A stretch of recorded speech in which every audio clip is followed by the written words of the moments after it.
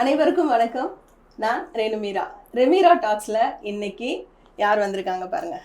வணக்கம். வணக்கம் முகேஷ். வணக்கம். ரொம்ப சந்தோஷமா இருக்கு. ரொம்ப நன்றி மேடம். பல நிகழ்ச்சிகள் உங்களோட நிகழ்ச்சிகள்ல வந்துட்டு மெய் மறந்து கேட்ட பல விஷயங்கள், பாடல்கள் அப்படின்றத தாண்டி இன்னைக்கு இப்படி ரெமீரா டாக்ஸ்ல உங்க கூட உட்காந்து பேசுறது கொஞ்சமா இருக்குங்க, பாட்டு நிறைய இருக்கும்.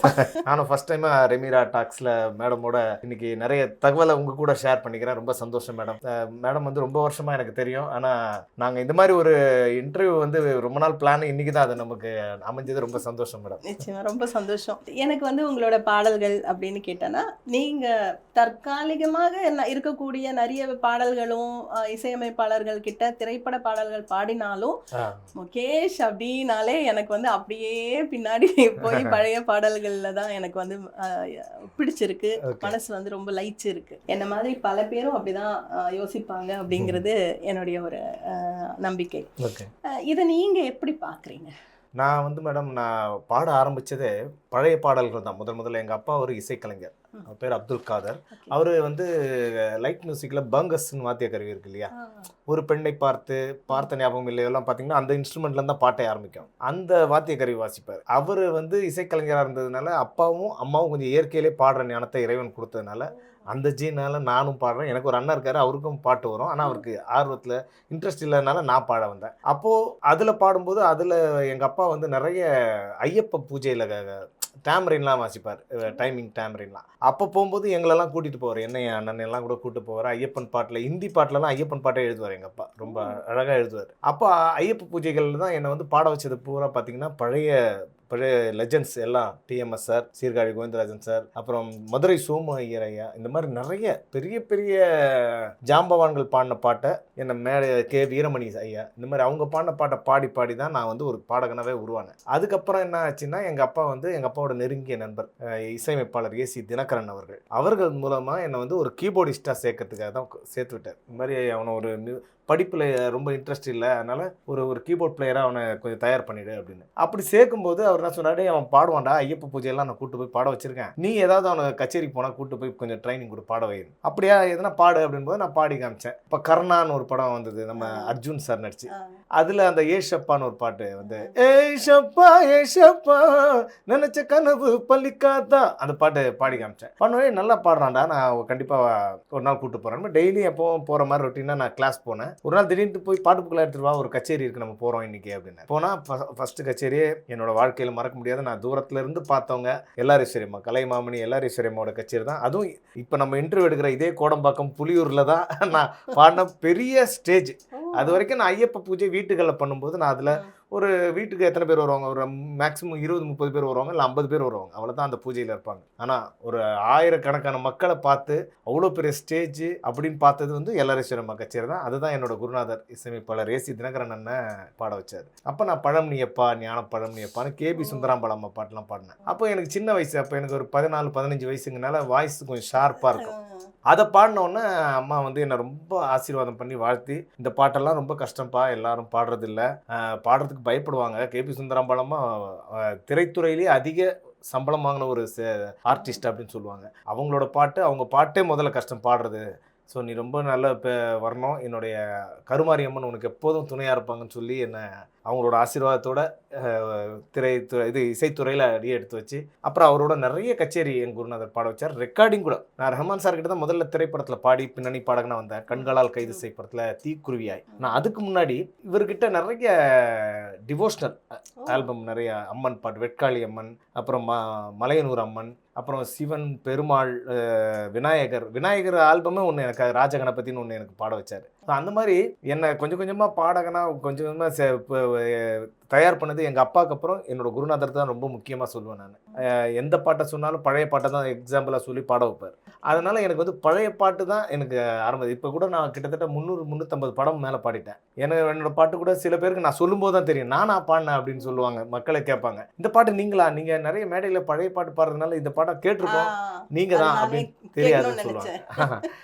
அப்போ நான் இது உதாரணத்துக்கு வந்து அழகே அழகே அழகின் அழகே நீயடி உன் அருகே அருகே அழகாய் தொலைந்தேன் நானடி இப்படின்னு ஒரு பாட்டு ஒருக்கல் ஒரு கண்ணாடி அது படத்துல நீங்களா பாடுனீங்க? பாருங்க நீங்களே இப்படிதான் கேக்குறீங்க. ஐயோ!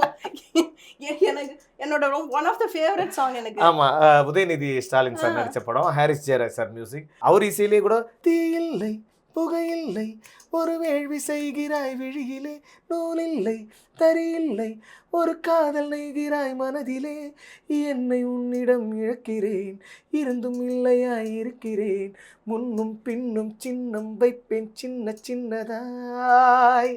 இது பாட்டு நானும் நிறைய செய்கிறோம். அப்புறம் அலாப் ராஜு 3 பேர் சேர்ந்து பாடின பாட்டு. என்னன்னா இந்த மாதிரி ரொம்ப பிடிச்சி ஃபெமிலியரா இருக்கக்கூடிய சாங்ஸ் அதுக்கு பின்னாடி வந்து யார் இருக்கிறாங்க யார் பாடுறாங்கங்கிற அந்த ஒரு இது நிறைய இடங்கள்ல கொஞ்சம் பதிவுகள் வந்து ஆமா புரிஞ்சிக்கிறதுல இந்த மாதிரி audience இப்போ இந்த மாதிரி நம்ம ரெமிடாக்ஸ் இந்த மாதிரி ஒவ்வொரு யூடியூப் சேனலோ இல்லாட்டா ஒரு பத்திரிகையிலையோ இல்லை வேற ஏதாவது சோஷியல் மீடியாலையோ நான் வந்து சொல்லும்போது தான் மக்களுக்கே தெரியுது. ஓ நீங்களா, ஏன்னா நீங்கள் பாடினா உள்ளத்தின் நல்லவளும் எங்களுக்கு ரொம்ப பிடிக்கும், செந்தமிழ் தென்மொழியால் ரொம்ப பிடிக்கும், பாட்டும் நானே ரொம்ப பிடிக்கும், மாமா மாப்பிள்ள நீ உனக்கு என்றும் நிகரானவன் பிடிக்கும், அப்படிதான் ஞாபகம் வச்சிருப்பாங்க. இதை நான் ஏன்னா மேடைகள்லையும் நானும் பார்த்தீங்கன்னா நான் பாடுற பாட்டு வேர் இஸ் த பார்ட்டி. நான் வேர் இஸ் த பார்ட்டி ரொம்ப ஃபேமஸான ஒரு பாட்டு எனக்கு ஹிட்டில். ஃபர்ஸ்ட் ஏஆர் ரஹ்மான் சார் கொடுத்தாங்க, அதுக்கப்புறம் நிறைய பரத்வாஜ் சார், ஸ்ரீகாந்த் தேவா சார், அதுக்கப்புறம் தேவிஸ்ரீ பிரசாத் சார், இந்த மாதிரி டி இமான் சார் நிறைய பாட்டு கொடுத்தாங்க. ஆனால் வேர் இஸ் த பார்ட்டி ரொம்ப ஃபெமிலியர் ஆயிடுச்சு, மக்கள் கிட்ட போய் ரொம்ப ஈஸியாக என்னை சேர்த்துது. யுவன் சங்கர் ராஜா சார் மியூசிக்கில் சிம்பு சார் நடிச்ச படம். அது மாதிரி இத்தனை பாடல்கள் பாடியிருந்தா கூட மேடையில் பார்த்தீங்கன்னா நான் இந்த வேர் இஸ் த பார்ட்டி கச்சேரி ஓடி ஓடி விளையாட இந்த ஒரு 4-5 பாட்டு பாடிட்டு மீதியெல்லாம் பண்ணுவாங்க. முகேஷ் நீங்கள் அந்த பழைய பாட்டு பாடுங்க, ஏன்னா நிறைய பழைய பாட்டு கேட்குறாங்க உங்ககிட்ட அப்படின்னு சொல்லி தான் அவர் அந்த தம்பி அந்த உள்ளத்தில் நல்லவனை பாட சொல்லுங்க, இந்த பாட்டும் நானே பாட சொல்லுங்க. அப்போ நான் பாடுற பாட்டை பாடுறதுக்கு சான்ஸ் இருக்காது. அதை நான் பாடினாலுமே வேற யார் பாட்டையும் இவர் பாடுறாரு போல அப்படின்னு நினைச்சுப்பாங்க. ஏன்னா இப்போ நானே வந்து ஒரு கச்சேரி அப்போ லக்ஷ்மண் ஸ்ருதி கச்சேரி அப்போ உங்ககிட்ட வந்துட்டு நீங்களே கேட்டீங்க, நான் பாடின பாட்டே நிறைய இருக்குது மேடம், நான் அதை பாடலாம் இல்லைங்க நீங்க உள்ளத்தின் நல்லவன் பாடுங்கன்னு சொல்லி நானே கேட்டிருந்தேன். அதுதான் அது எனக்கு ஒரு பக்கம் சந்தோஷம் தான். எனக்கு வந்து நான் பாடின பாட்டு பாடினாலும் அது இந்த ஜென்ரேஷன் குழந்தைங்க பெரியவங்க அதாவது இந்த ஸ்டூடெண்ட்ஸ் இவங்களுக்கு பிடிக்கும். ஆனால் பெரியவங்களுக்கு பார்த்தீங்கன்னா நான் எந்த மேடைக்கு போனாலும் அந்த உள்ளத்தின் நல்லவனை பாடுங்க தம்பி அது எங்களுக்கு ரொம்ப பிடிக்கும். ஒரு கச்சேரியில் ஒரு அனுபவம் கூட இருக்குது. என்னென்னா நாங்கள் வந்து ஒரு மீனவர் சைடில் ஒரு கச்சேரிக்கு போயிருந்தேன், வேளாங்கண்ணி பக்கம். அப்போ 10 மணிக்கு கச்சேரி ஆரம்பித்தாங்க. ஒரு 4 பக்தி பாட்டு போட்டோம். அதுக்குள்ளே சரியான மழை, ஒரு 2 மணி நேரம் மழை பயங்கரமாக பெய்யுது. ஸ்டேஜில் நாங்கள் இருக்கிறோம், நல்லா ஸ்டேஜ் சேஃபாக இருக்குது. ஆனால் ஆடியன்ஸ் நிற்கிற இடம் நிற்க முடியாது, கொஞ்சம் சேர சகதியமாயிடுச்சு அந்த 2 ஹவர்ஸில். அப்போ நாங்கள் என்ன பண்ணுறது, அப்போது நான் 1 ஹவர் நல்ல குத்துப்பாட்டு ஸ்பீடு பாட்டை போட்டு முடிச்சிடலாம் அப்படின்னு சொல்லி கச்சேரி கொடுத்தவங்களும் சொல்கிறாங்க. நாங்களும் அப்போ ஆமாம் அந்த மாதிரி போயிடலாம், அப்போ தான் மக்கள் இப்போ ரொம்ப மழையில் நனைஞ்சு டயர்ட் ஆகிட்டாங்க, இப்போ நம்ம போய் அவங்களுக்கு மெலடிலாம் போட்டால் பிடிக்காது. சரி ஓகே சார், ஆனால் நீங்கள் அந்த உள்ளத்தின் நல்லவனை மட்டும் பாடிடுங்க சார்னு சொல்கிறாங்க அந்த ப்ரோக்ராம் கொடுத்தவங்க. நான் சொன்னேன் சார் எல்லாமே மழையில் நனைஞ்சு ஒரு மாதிரி கடுப்பில் இருக்காங்க மக்கள், அவங்ககிட்ட போய் இவ்வளோ ஸ்லோ பாட்டு போட்டால் ஏதாவது சொல்லுவாங்க. அந்த பாட்டு கச்சேரியிலேருந்து ஆரம்பத்துலேருந்து போய் நடுவில் பாடினா கூட ஏற்றுப்பாங்க. இப்போ வந்து ஒரு 10 ஸ்பீடு பாட்டை போட்டு முடிச்சாதான் அவங்களுக்கும் பிடிக்கும். இல்லை சார் இந்த ஒரு பாட்டு மட்டும் நாங்கள் பரவாயில்ல எங்கள் மக்களுக்கு பிடிக்கும் அப்படின்னு. சரி அவங்களே கேட்கும்போது நம்ம பாடி தான் ஆகணும்னு பாடுறேன். அப்போ நான் வந்து ஸ்ட்ரைட்டாக உள்ளத்தில் நல்ல உள்ளம் உறங்காதென்பது வல்லவன் வகுத்ததடா கர்ணா வருவதை எதிர்கொள்ளடா அப்படின்னு நிறுத்துட்டார். சார் நிறுத்துங்கன்றார். சார் என்ன சார் இப்படி பண்றீங்க சார், நீங்க தானே சார் உள்ளத்தின் நல்லவளும் படம் சார், அந்த பாட்டு வேணும் தான், ஆனா அதுக்கு முன்னாடி நீங்க ஒண்ணு பாடுறீங்களே அதுதானே சார் எங்களுக்கு முக்கியம், பாட்டும் முக்கியம், அதை விட அந்த தொகையரை ரொம்ப எங்களுக்கு வேணும் சார். அப்படியா ஏன்னா சார் இப்போ மரணத்தை எண்ணி கலங்கிடும் விஜயா அந்த கீதை உபதேசத்தை எங்களுக்கு வேணும் சார், கிருஷ்ணர் பாடுற மாதிரியே இருக்கும் அந்த படத்துல, அதை நீங்க பாடும்போது எங்களுக்கு ரொம்ப பிடிக்கும். அப்போ நான் நினைச்சேன் அப்போ அந்த பாட்டு எந்த அளவுக்கு மக்கள் மனசுல போய் அதை உள்வாங்கியிருந்தா என்னை போல ஒருத்தனுக்கு வாழ்வு கொடுத்துருக்காரு MSV sir, Sirkazhi Govindarajan sir, MSV sir, Kaviyarasu Kannadasan sir, Nadigar Thilagam, NTR sir, அந்த டீம் கர்ணன் படத்தை எடுக்கலன்னு வைங்க, அந்த பாட்டே இல்லைன்னு வைங்க, என்ன மக்களுக்கு தெரிஞ்சிருக்குமான்னா கூட தெரியாது.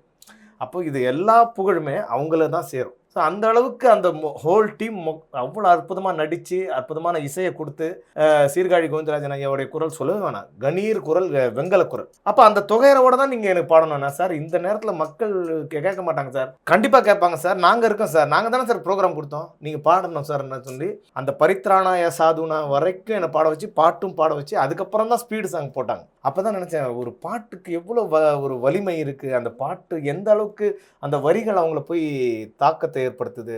ஏதோ அந்த ஒவ்வொரு பாட்டுலயும் அந்த அந்த அந்த அந்த வரிகள்ல வர வார்த்தைகள் வந்து அவங்க மனசை ஏதோ பண்ணுது.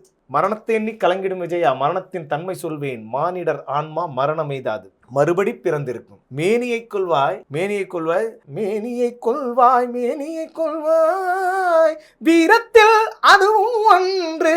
இந்த இது வந்து நீ கொல்ல போறது தவறான ஒரு இடத்துல இருக்காங்க. அவங்க வந்து அதர்மத்து பக்கத்துல நிக்கிறாங்க. அவங்க அதாவது அர்ஜுனன் சொல்றாரு, என்னோட சகோதரர்கள், என்னுடைய சொந்தங்கள், என்னோட குருமார்கள், என் மக்கள், அவங்கள நான் எதிர்த்து எப்படி அம்பு எடுப்பேன், நான் என்னால எடுக்க முடியாது கிருஷ்ணா, நீ சொன்னாலும் என்னால் செய்ய முடியாதுன்னு சொல்லும்போது தான் கிருஷ்ணர் பாடுறாரு படத்துல.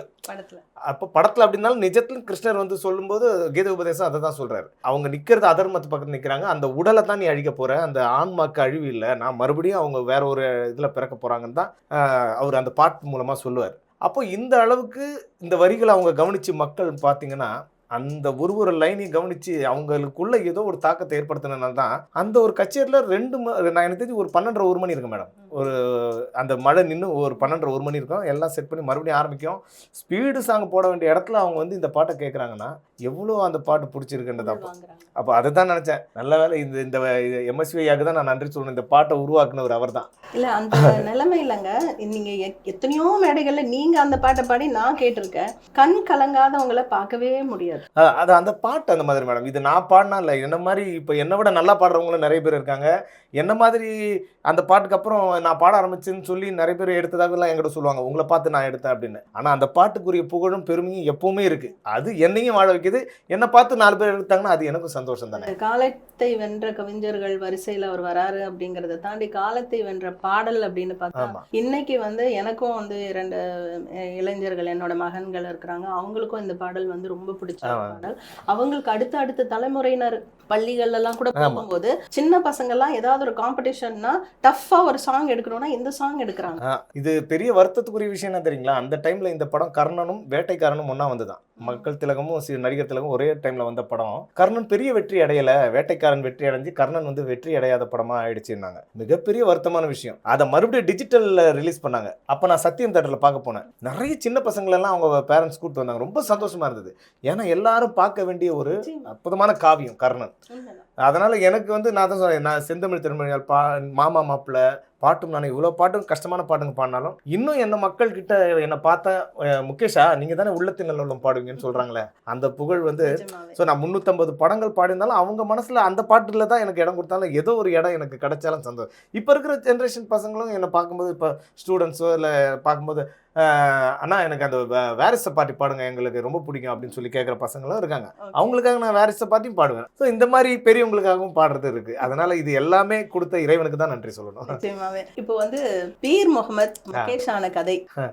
பீர் முகமது அப்படிங்கிறது பார்த்தீங்கன்னா நான் சொன்னேன் இல்லைங்களா, நம்ம கோடம்பாக்கம் புலியூரில் நான் பாட வரும்போது அப்போல்லாம் எனக்கு வந்து அவர் என்னை கூப்பிடுறது, என் குருநாதர் வந்து முகமட் அப்படின்னு கூப்பிடுவாரு. முகமட் அப்படின்னு தான் கூட, பீர் கூட சொல்ல மாட்டேன், முகமட். என் ஃப்ரெண்ட்ஸ் பீர் கூப்பிடுவாங்க, எங்கள் அம்மா அப்பா கூட முகமட் தான் சொல்லுவாங்க. அப்போ முகமட் டேய் எங்கடா பாய்ன்னு சில நேரத்தில் கூப்பிடுவார், டேய் பாய் அப்படின்னு கூப்பிடுவார். அப்போது படம் நீப்பா பாடும்போதெல்லாம் கூட என்ன பாய் அப்படி கூப்பிட்டு ஒரு 4-5 கச்சேரி போனதுக்கப்புறம் எல்லாரும் என் பேரை கொஞ்சம் சரியாக கூப்பிட மாட்டாங்க. பீர் முகமது சொன்னால் பீர் முகமது அப்படின்னு சொல்லுவாங்க. அதனால் அவங்களுக்கு அந்த உச்சரிப்பு சரியாக வரலன்னும் போது டேய் உன் பேரை மாற்றிடலாம்டா அப்படின்னாரு. சரிங்கண்ணா அப்படின்னு, என்னடா பேர் வைக்கலாம் அப்படின்னு யோசிச்சுட்டு, அதாவது ஒரு ரமேஷ் ராஜேஷ் தினேஷ்லாம் இல்லை, முகேஷ் வச்சுக்கடா அப்படின்னாரு.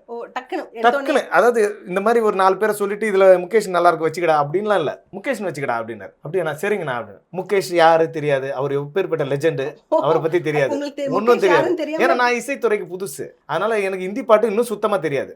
அப்ப நான் ஹிந்தி பாட்டு பெரிய சிங்கர் அவரு, அதாவது ரஃபி சாருக்கும் கிஷோர் சாருக்கும் முன்னாடி அவர் தான் சூப்பர் ஸ்டார், அவரோட பேருங்கிறதும் தெரியாது. முகேஷ் வச்சு சரின்னு. அப்ப 4 பேர்கிட்ட நான் அறிமுகப்படுத்தும் போது டேய் இனிமே யாராவது உன் பேரை கேட்டா முகேஷ் தான் சொல்லணும், பீர் முகமது சொல்லாத, ஏன்னா அது யாரும் உன்னை சரியா கூப்பிட மாட்டாங்கல்ல அப்படின்னு. சரிங்க. அப்போ சில பேர் கேட்பாங்க, தம்பி நல்லா பாடுறீ பழைய பாட்டுலாம் இந்த வயசுல, என்னப்பா உன் பேர் என்ன? முகேஷா இந்தியாப்பா நீ அப்படின்னு. இல்ல நான் தமிழ் தான். தமிழ் ஆளுங்களுக்கு முகேஷ் வைக்க மாட்டாங்களே, நீ நார்த் இந்தியனா இருந்தா தான் அந்த பேர் வைப்பாங்க. சரி முகேஷ்னா யார் தெரியுமா? முகேஷா தெரியல, இது என் குருநாதர் எனக்கு வச்ச பேரு, எனக்கு ஒரிஜினல் பேர் வேற, அதானே பார்த்தேன், ஏன்னா இது ஹிந்தி பேருப்பா அப்படிங்களா? இந்த முகேஷ்ன்றது யார் தெரியுமா? யார் ஹிந்தியில பெரிய சூப்பரான சிங்கர்ப்பா, அவர் வந்து நம்ம இதுல எப்படி நம்ம டிஎம்எஸ் சார் சீர்காழி கோவிந்தராஜன் சார்லாம் சொல்லுவோமோ அந்த மாதிரி பாகவதர்லாம் சொல்லுவோமோ அந்த மாதிரி ரஃபி சாருக்கும் கிஷோர் சாருக்குமே முன்னாடி உள்ள ஒரு சூப்பர் ஸ்டார் அவர். அப்படிங்களா, பரவாயில்ல, அந்த பேரை வச்சது நல்லதுதான் உனக்கு. அதை விட பெரிய விஷயம் என்னன்னா, ஒருத்தர்கிட்ட நான் யார்கிட்ட அறிமுகமான கூட அவங்க அந்த பேரை மறக்காம இருக்கிறதுக்கு ஒரு காரணமா இருக்கு. இப்போ ரமேஷ் தினேஷ்னு வச்சிருந்தா கூட மறந்துருக்கலாம். ஆனா முகேஷ்னு வச்சோன்னே அந்த பையன் பேரு ஹிந்தி பேர்ப்பா, முகேஷ் அப்படின்றாங்க டக்குன்னு. அந்த ஒரு அட்லீஸ்ட் அந்த ஒரிஜினல் அவரோட பேரையாவது ஞாபகம் வச்சு என்ன கண்டுபிடிக்கிறாங்க. இதுல ஒரே ஒரு மைனஸ் மட்டும் என்னன்னா, இப்போ நீங்க யூடியூப்ல போய் பாத்தீங்கன்னா முகேஷ் சாங்ஸ் அப்படின்னு போட்டீங்கன்னா அவரு தான் வரும் ஒரிஜினல், அவர் தானே ஒரிஜினல். அதனால முகேஷ் தமிழ் சிங்கர் அப்படின்னு போட்டிங்கன்னா நான் பாடினதெல்லாம் வருது. ஸோ அது மைனஸ் நான் எடுத்துக்க மாட்டேன். பரவாயில்ல, எனக்கு அந்த பேருக்கு வச்சதே என் குருநாதருக்கு நான் நன்றி சொல்லுவேன். அதனால இப்படி ஒரு தடவை ராஜகீதம்னு ஒரு நிகழ்ச்சி நடந்தது. அப்போ ராஜ் டிவியில் ராஜகீதம், சன் டிவியில் சப்தஸ்வரங்கள். அப்போ சப்தஸ்வரங்களில் போய் கலந்துக்கணும்னா சங்கீதம் தெரிஞ்சிருக்கணும், ராகங்கள் தெரியணும், எல்லாம் தெரியணும். எனக்கு அதெல்லாம் தெரியல. இப்போ வரைக்கும் நான் சங்கீதம் தெரியாமல் கேள்வி நேரத்தில் இறைவன் அருளால் தான் பாடுறேன். அப்போ ராஜகீதத்தில் அந்த ப்ராப்ளம் இல்லை.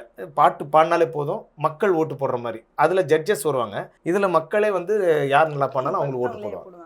அப்போ இந்த மாதிரி ரவுண்டு நிகழ்ச்சி அதில் என்னுடைய காட்ஃபாதர், இன்னைக்கு நான் பிளேபேக் சிங்கராக இருக்கேன்னா அதுக்கு என்னுடைய காட்ஃபாதர் உலக அறிவிப்பாளர் பிஹெச் அப்துல் ஹமீத் ஐயா தான். அவர் தான் அந்த நிகழ்ச்சியை தொகுத்து வழங்கினார். அப்போ நான் அதில் பார்த்தீங்கன்னா ஃபர்ஸ்ட் ரவுண்டு வசந்த முல்லை அப்படின்னு பாடினேன். அந்த ராகம் சாருகேசின்னு சொல்கிற ராகம். அந்த ராகத்தில் ஒரு 10 பாட்டு பாடினா அவருக்கு ஆச்சரியப்பட்டார். என்ன இது, சாருகேசியில் ஒரு ராக மாலையை தொடுத்துட்டீங்க அப்படின்னு சொன்னார். அதுக்கப்புறம் 2வது ரவுண்டு நான் பாடுறேன். அது வரைக்கும் என்னோட ஒரிஜினல் நேம் அப்துல் ஹமீத் சாருக்கு தெரியாது. அப்போ நான் 2வது ரவுண்டு பாட போவேன், மருதமலை மாமணியும் முருகையா, மதுரை சோமையா பாடின பாட்டு. அப்போ இந்த பாட்டை பாட போனவுடனே அப்துல் ஹமீத் என்ன பாட்டு பாட போறீங்க, நான் உங்ககிட்ட ஒன்று கேட்கணும்னு நினச்சேன். இந்த பாட்டை பாடுறதுக்கு முன்னாடி, என்ன முகேஷுங்கிறது தமிழ் பெயர் வராது, பொதுவாக வட இந்தியாவில் வைப்பாங்க, நம்ம சவுத்தில் வச்சா கேரளாவில் வைப்பாங்க. ஆனால் நீங்கள் தமிழ்நாட்டில் முகேஷ்னு வச்சுருக்கீங்களா, நீங்கள் வடநாட்டிலேருந்து இங்கே வந்திருக்கீங்களா, உங்களோட தாய்மொழி ஹிந்தியா இல்லைங்கிறது? இல்லை, ஏன் நான் தமிழ் தான். அப்படியா, அப்போ முகேஷுங்கிறது இல்லை, முகேஷுங்க என் குருநாதர் வச்சார், என்னோட இயற்பெயர் பீர் முகமது. ஓ அப்படியா, உங்களுடைய பேர் பீர் முகமது, ஆனால் முகேஷ்னு குருநாதர், பரவாயில்ல. சரி, முகேஷ்னா யார் தெரியுமா? முகேஷ்னா தெரியல ஐயா. அப்போ அதுக்கப்புறம் சொன்னதுனால இல்லை, முகேஷ் கேள்விப்பட்டிருக்கேன் ஐயா, ஹிந்தியில் பெரிய சிங்கர் அப்படி. அவர் பாட்டு ஒன்றாவது தெரியுமா அப்படின்ட்டு. ஐயா, ஒரு லைன் கூட ஹிந்தி வராது. அப்படியா, அவர் மிகப்பெரிய பாடகர். ஆமாங்கய்யா, சொல்லியிருக்காங்க. அந்த அவரோட பாட்டை நீங்கள் அவர் பேரை வச்சதுக்காகவாவது ஒரு பாட்டை அவர் கற்றுக்கிட்டு பாடுங்க அப்படின்னு. சரிங்க ஐயா. சரி, இன்று என்ன பாட்டு பாட போறீங்க? மருதமலை மாமணியே முருகையான்னு. அவருக்கு ஆச்சரியம், அமாவாசைக்கும் அப்துல் காதருக்கும் என்ன சம்பந்தம் அப்படின் போது அதை வேற அழகாக கொண்டு போனார். அதாவது இசை என்று விட்டால் எந்த மதத்தும் பார்க்காம எல்லாமே ஒன்று தான், இசை என்று வந்தால் அது பொது அப்படின்னு சொல்லி இன்னைக்கு ஒரு பீர் முகமது மருதமலை மாமணி முருகையா பாட போகின்றார். உங்களுடைய கரகோஷம் சொல்லி தான் பண்ணார். அதாவது அங்க மத நல்லிணக்கத்தோட இதுவா பேசினார். ஸோ அந்த ஒரு இதுல தான் அவருக்கே முகேஷ்ன்றது பீர் முகமதா என் பேருன்றது தெரிஞ்சுது. அதுக்கப்புறம் தான் நிறைய பேர் சொல்லுவாங்க, நீ ஏன்ப்பா பேரை மாத்தின, இந்த பீர் முகமது நல்ல பேர் தானே. பீர் முகமது ரொம்ப நல்ல பேர். ஆனா என் நண்பர்களே கூட இப்போவும் பீரே எப்படா இருக்கு அப்படின்னு சொல்லுவாங்க. அந்த பீர் அப்படின்னு சொல்லுவாங்க. பீர், அதாவது பீன்ற வார்த்தை நிறைய பேருக்கு வராது, பீர் முகமது தான். அதனால அப்படி மாத்தினாரு. இன்னொன்று, அந்த பேர் வச்ச உடனே மக்களுக்கு இப்போ உங்களுக்கு கூட முகேஷ்னர் என்ன 10 முகேஷ்னாலும் என்னையும் ஒரு ஞாபகம் வரும் இல்லையா? அது எனக்கு ஒரு ஈஸியான வழியா தானே இருக்கு. நிச்சயமா. இப்போ இந்த குரல் வளம் அப்படிங்கிறது உங்களுக்கு இருந்தாலும் கூட எல்லா காலகட்டத்திற்கும் ஏற்ற மாதிரி எல்லா பாடகர்களுடைய பாடலையும் பாடுற அளவுக்கு உங்களுக்கு அந்த குரல் வலிமை இருக்கிறதா தான் நான் உங்களை ஆரம்பத்துல இருந்து நான் உங்க ரசிகையா நான் மாறினதுக்கான ஒரு பெரிய காரணம் அதுதான். ஏன்னா நீங்க ஒரு எஸ்பிபி பாட்டை எஸ்பிபி பாடல் மாதிரி பாடுறதும், எல்லாருடைய பாடல்களையும் அவங்களுடைய குரல்ல பாடுறதும் அது ஒரு பெரிய அது மிமிக்ரிக்குள்ள அந்த ஒரு விஷயம் தான் நான் அங்க பாக்குறேன். அது பாடல்ல கொண்டு வரும்போது அதுக்கு ரசிகர்களுக்கு அது ஒரு பெரிய ஒரு விஷயம் தானே. சமீபத்துல ஒரு ஜுகல்பந்தி மாதிரி நீங்க பண்ணியிருந்தீங்க. அந்த காணொலிய நான் அதிகமான பார்த்ததுல நானும் ஒருத்தி. எல்லாருடைய பாடல்களையும் நீங்க இணைத்து அதை ரொம்ப அழகா கொண்டு போயிருந்தீங்க. எனக்கு அந்த இது எனக்காக நீங்க கொஞ்சம் பாடணும். நீங்க சொல்றது சாருகேசில பண்ண வசந்த முல்லையா தான் இருக்கும்னு நினைக்கிறேன். ஆமா, ஒரே ராகத்துல ஒரு 10 பாட்டு பாடியிருந்தீங்க. ஆனா பொதுவா எல்லாருமே நான் அந்த குரல்ல பாடுறதா சொல்றாங்க இல்லையா, அது சொல்றீங்க நீங்க. ஆனா நான் அந்த சாயல், அவங்களுடைய தமிழ் உச்சரிப்பு இருக்கு இல்லையா. இப்போ உதாரணத்துக்கு எம்கேடி ஐயா பாடுறது பாத்தீங்கன்னா, மன்மதலி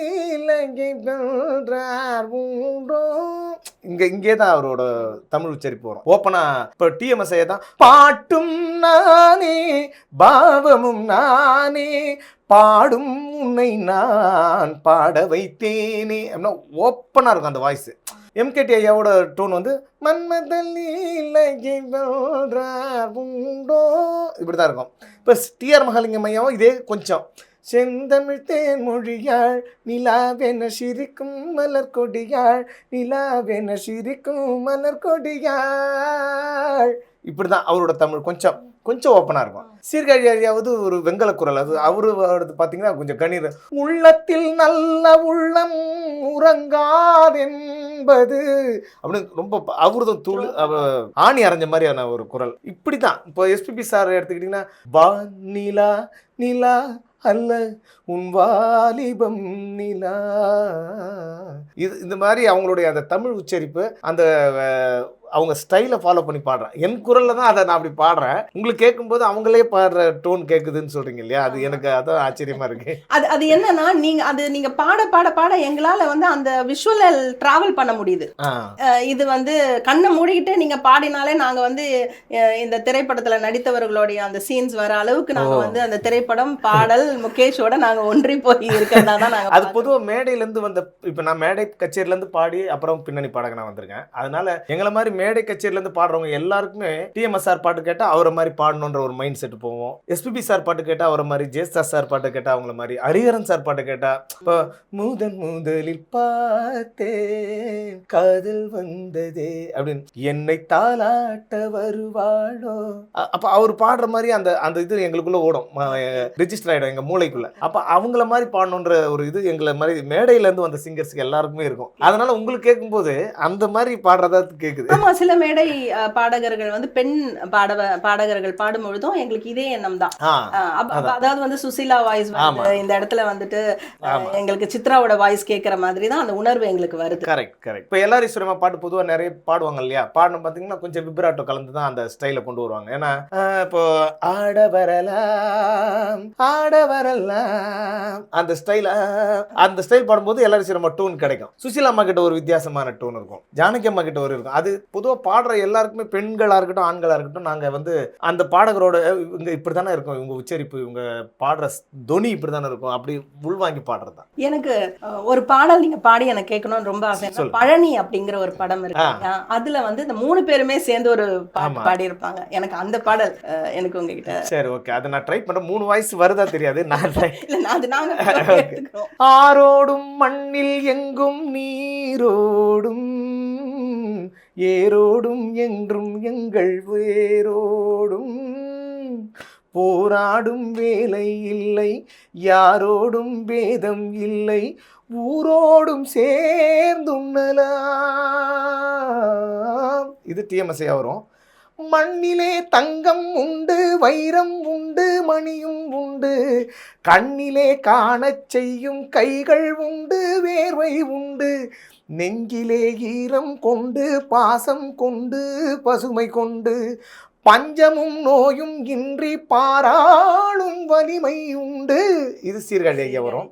பட்டு வண்ண சேலை கட்டி முத்தம் சிந்தும் நெல்லம்மா பருவம் கொண்ட பெண்ணை போலே நாணம் என்ன சொல்லம்மா நாணம் என்ன சொல்லம்மா. இது வந்து டிபிஎஸ் ஐயாவோட குரல்ல வரும். அருமை அருமை. இது ஆனா இது எதுவுமே அவங்க அந்த தொனியை தான் நான் ஃபாலோ பண்ணி பாடுறேன். இதுதான் வந்து நான் என்ன சொல்றேன்னா எங்களுக்கு உள்ள அது தெளிவா இப்ப நீங்க சொல்லலைனாலும் எங்களுக்கு புரிஞ்சுக்க முடியுது இது இவங்களுடைய லைன் தான் அவங்க எடுக்கிறாங்க அப்படிங்கிறது. ஸோ அதுதான் வந்து நான் உங்ககிட்ட ரொம்ப ரசிக்கிற ஒரு நன்றி மேடம், ரொம்ப நன்றி.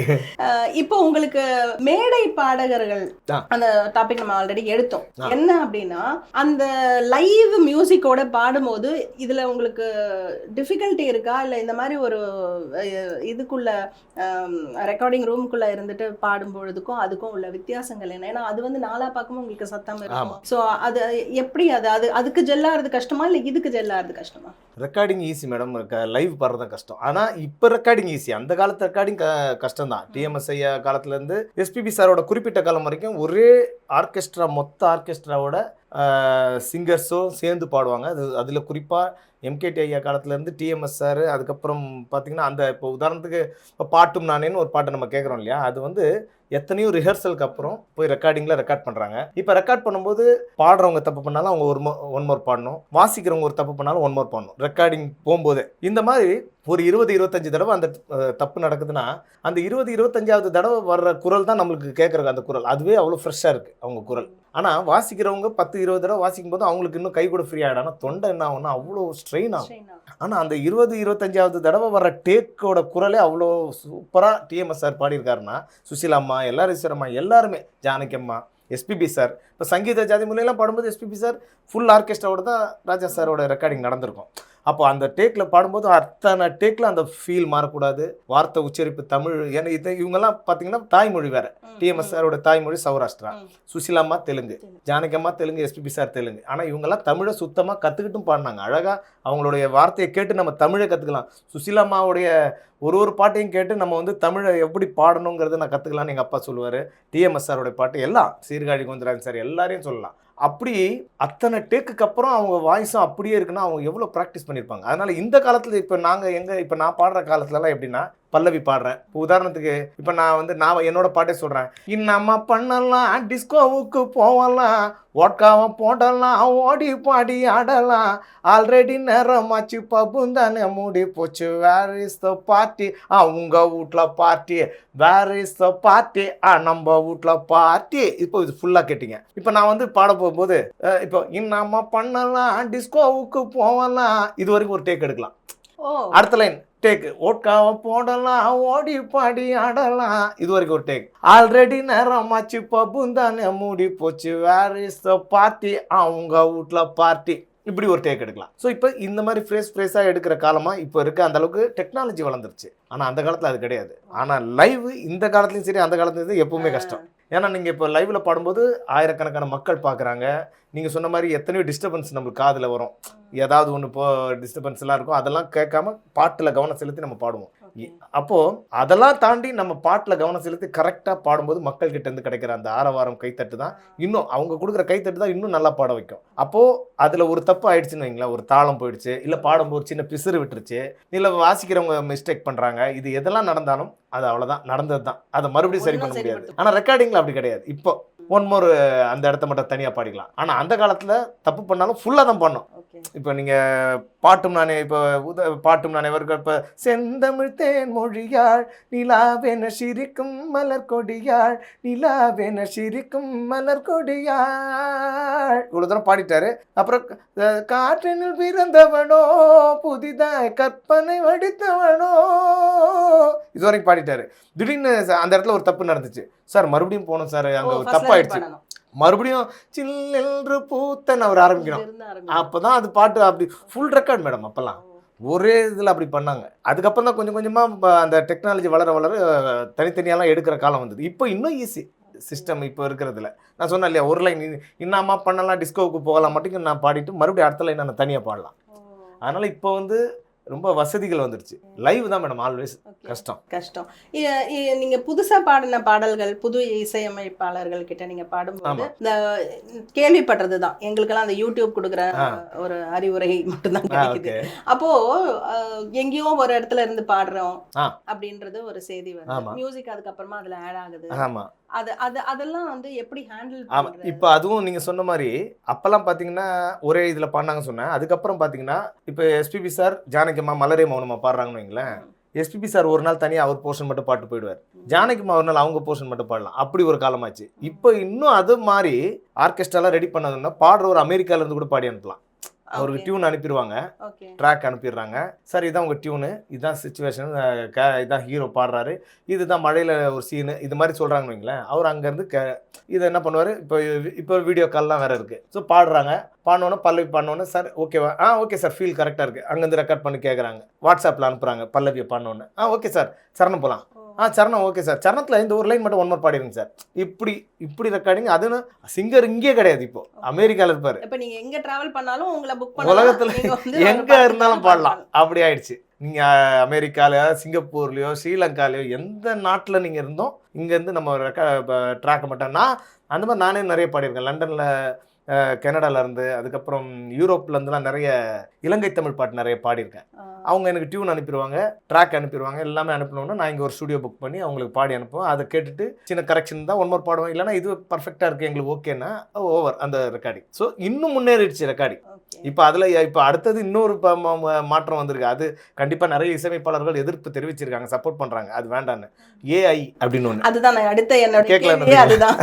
ஏன்னா ஒருத்தரோட குரல் அப்படியே கொண்டு வரலாம் அப்படின்னு, அந்த மாதிரி கூட நடுவில் நடந்து பெரிய ப்ராப்ளம்லாம் ஆச்சு. அதுக்கு ஹாரிஸ் சார் கூட ரொம்ப எதிர்ப்பு தெரிவிச்சார். அது ரொம்ப சந்தோஷமா இருந்தது. எங்கள் சிங்கர்ஸ் சார்பாக அவருக்கு நன்றி தெரிவிச்சுக்கிறேன். ஏன்னா இறந்தவங்களோட குரலை நாங்கள் எதுக்கு மறுபடியும் கொண்டு வந்து அவங்களுக்கு கொடுக்கணும்? அவங்க சாதிச்சுட்டு போயிட்டாங்களே, இருக்கிறவங்களே சாதிக்க முடியாமல் பாட்டு கிடைக்காமலாம் எவ்வளோ பேர் கஷ்டப்படுறாங்க. அவங்களுக்கு நாங்கள் அந்த வாய்ப்பை கொடுக்கறதுக்கு விட்டுட்டு எதுக்கு இறந்தவங்களோட குரலை எடுத்து நாங்கள் மறுபடியும் வேற ஒருத்தரை பாடி அந்த குரலை மாற்றி அந்த இறந்தவரோட குரலை கொண்டு வரணும்? அதை நான் விரும்பலை அப்படின்னு சொல்லி ஹாரிஸ் சார் சொன்னார். ரஹ்மான் சார் கூட அதை சப்போர்ட் பண்ணல. ஸோ ஏஐன்ற விஷயத்தால அது பவதாரணி அவர்களுடைய குரல், அது வந்து அவங்க தங்கச்சின்றதுனால அது பண்ணியிருக்கலாம் ஒருவேளை. அவர் பண்ணவரும் வெங்கட் பிரபு சார் பிரதர், அண்ணன் தானே, அதனால அந்த ஆசைக்கு பண்ணியிருக்கலாம். பட் அதுக்கப்புறம் வேற யாருமே பண்றது இல்லை அதை. ஏன்னா அது பண்ணாங்கன்னா அப்போ இருக்கிற சிங்கர்ஸ்க்குலாம் சான்ஸே இல்லாமல் போயிடும்.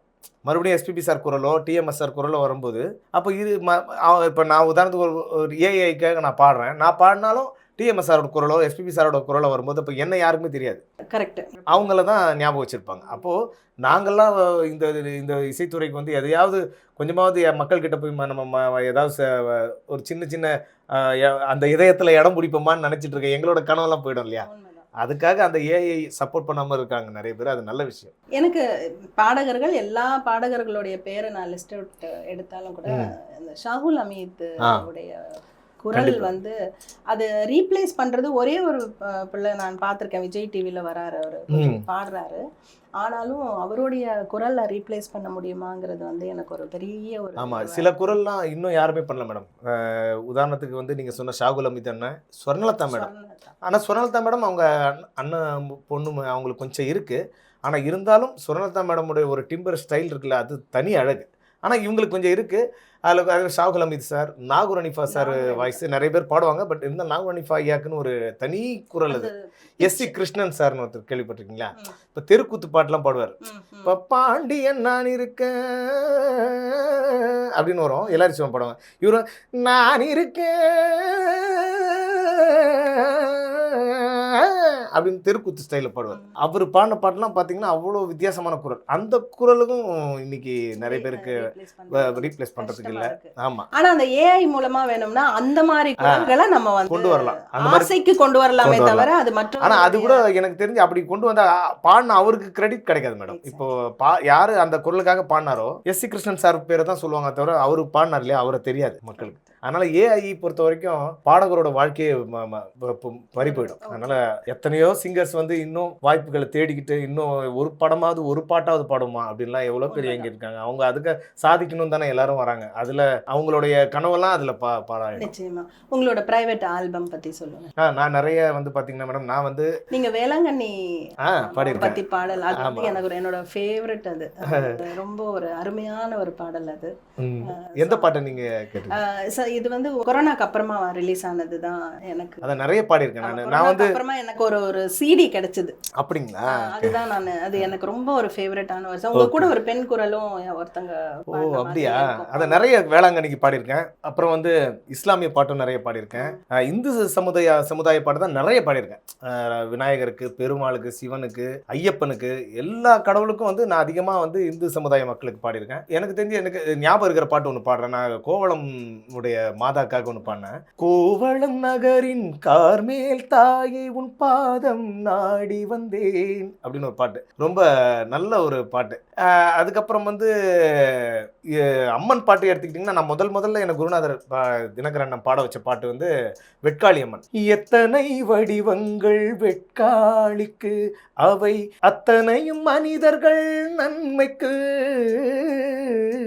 எத்தனை வடிவங்கள் வெட்காளிக்கு அப்படின்னு தான் முதல்ல என்னை பாட வச்ச பாட்டு ரெக்கார்டிங்கில். அதுதான்.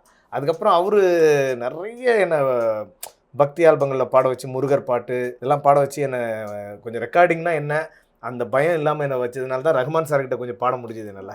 இங்கன்னா நினச்சி பாருங்கள், ரஹ்மான் சார்கிட்ட ஃபஸ்ட்டு சான்ஸ் கிடைக்கும்போது நான்லாம் சான்ஸே கிடையாது, 2 லைன் கூட பாடியிருக்க மாட்டேன். ஏதோ அங்கே பாடினதுனால இதான் இதான் ரெக்கார்டிங்னா இதான் வாய்ஸ் ரூம், இது கன்சோல் ரூம் அப்படின்னு தெரிஞ்சுக்கிட்டதுனால பாடிட்டேன். ஓகே.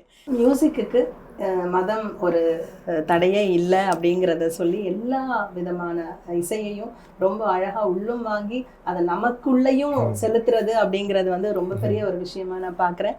இன்னைக்கு இந்த ரெமிரா டாக்ஸில் இவ்வளோ நேரம் என்னோட உங்களோட வேல்யூபிள் டைம் எடுத்துகிட்டு, எனக்கு தெரியும் நீங்கள் எவ்வளோ பிஸின்னு, ஸோ அந்த ரெக்கார்டிங்கையும் விட்டுட்டு கொஞ்சம் ஒரு 1 or 2 hours அட்ஜஸ்ட் பண்ணிவிட்டு எனக்காக கொடுத்துருக்குறீங்க முகேஷ். Thank you so much. ரொம்ப ரொம்ப நன்றி மேடம். ரெமிரா டாக்ஸில் நான் வந்து நிறைய விஷயங்களை சிலது சொல்லாததெல்லாம் கூட இங்கே சொல்கிற சான்ஸ் ஞாபகம் வந்தது சொன்னேன். ஸோ ரொம்ப சந்தோஷம் மேடம். நிறைய சப்போர்ட் பண்ணுங்கள் மக்கள் எல்லாரும். நம்ம ரெமிரா டாக்ஸுக்கு சப்ஸ்கிரைப் பண்ணுங்கள், லைக் பண்ணுங்கள். ஏன்னா நிறைய தகவல் உங்களுக்கு இதன் மூலமாக தெரிஞ்சுக்கலாம் நீங்கள். ஸோ ரொம்ப நன்றி. இந்த மாதிரி நிறைய செலிப்ரிட்டிஸ், சிங்கர்ஸ், ஆர்டிஸ்ட், வாசிக்கிற இன்ஸ்ட்ருமெண்ட் கலைஞர்கள் நிறைய பேர் இருக்காங்க. ஸோ அவங்களெல்லாம் கூட நீங்கள் கூப்பிட்டு நிறைய இன்டர்வியூ எடுங்க. நிச்சயமாங்க. தேங்க்யூப்பா. நன்றி மேடம். நன்றி.